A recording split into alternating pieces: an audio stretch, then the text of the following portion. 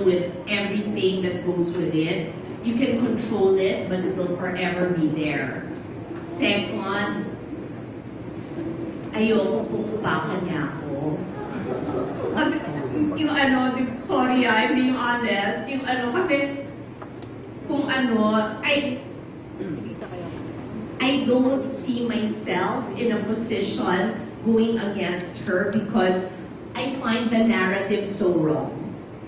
Kasi mali-mali na kami pinag-aaway kasi walang ugat.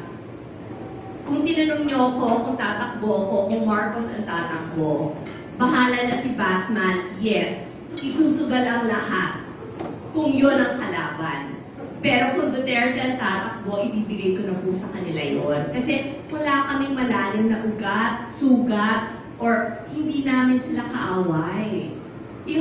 Honestly, parang ang feeling ko lang talaga gusto kaming pag-awayin para nakakalimutan mo kung sino talaga ang matagal na ang away.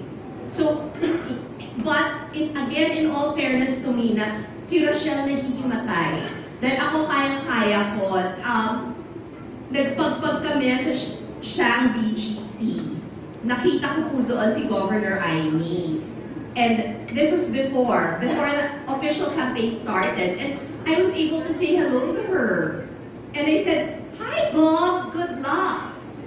Kasi parang sa akin yun ang tinuro ng dad ko Now, whenever you see anybody, whether it's a political opponent or not, be the first to say hello. Because by being the first to say hello, pinakita mo, wala kang aatrasan.